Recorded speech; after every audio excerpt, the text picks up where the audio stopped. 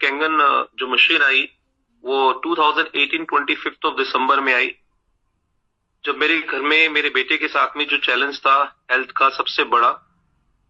मेरा बेटा जब बोर्न हुआ था तो ब्रेन को ऑक्सीजन नहीं मिलने की वजह से पूरी बॉडी के फंक्शन डिलेड हो गए थे। 4 ईयर में भी वो क्रॉल करता था, 7 ईयर में भी उसके टीथ प्रॉपर डेवलप नहीं हुए। लिखना, पढ़ना, बोलना, सुनना, समझना सब में चैलेंज था।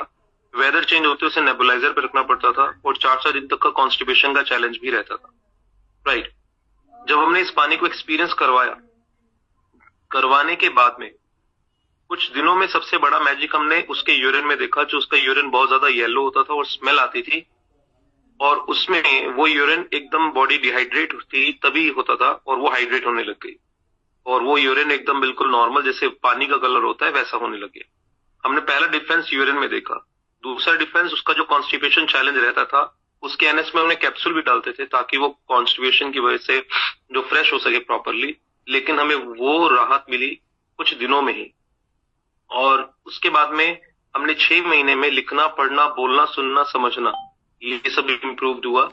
1 साल में उसकी 2.5 से 3 इंच हाइट डेवलप्ड हुई, और पिछले 3 साल हो गया लगभग हमें एक बार में नेबुलाइजर लगाने की जरूरत नहीं पड़ी, वरना हम कहीं भी लेके जाते थे, कोई भी छींक भी मारेगा, कोई बीमार होता था, उसकी इम्यूनिटी इतनी ज्यादा वीक थी कि बहुत जल्दी इन्फेक्टेड हो जाता था।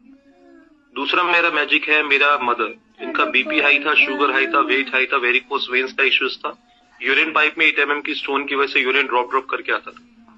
जब मम्मी को ये एक्सपीरियंस करवाया पानी, तो उनका जो यूरिन है वो ड्रॉप कर आता था, उसकी स्पीड बढ़ी। 4 महीने में शुगर 400 से 233 पे पहुंची, और 6 महीने में जो 8 mm की स्टोन है बिना ऑपरेशन के रिमूव हुई। उसके बाद मैंने पापा के अंदर मेरे बहुत बड़ा मैजिक हुआ। उनका लीवर एक्सट्रीमली फैटी था, डॉक्टर ने रिटर्न में बोल दिया था आप ड्रिंक करेंगे तो कुछ भी हो सकता है।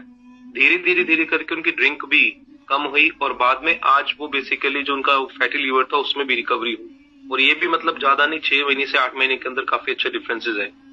अगर मैं पर्सनल लेवल पे अपनी बात करूं तो मुझे साइनस इश्यूज था।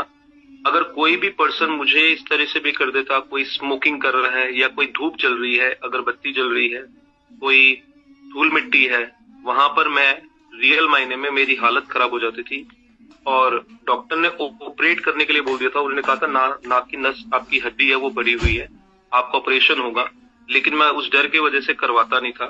मैंने कहा ये लाइफ लॉन्ग है, ये मैं ऐसे ही चलता रहेगा, कोई दिक्कत नहीं।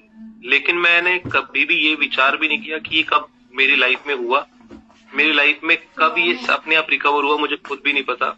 मैं जब छींके मारता था तो 15-20 भी छींके एक साथ आती थी, लेकिन आज की डेट में by the grace of God कोई धूप जल रही है, कोई अगरबत्ती जल रही है, कोई धूल मिट्टी चल रही है, मुझे कोई छींके उस लेवल पे नहीं आती।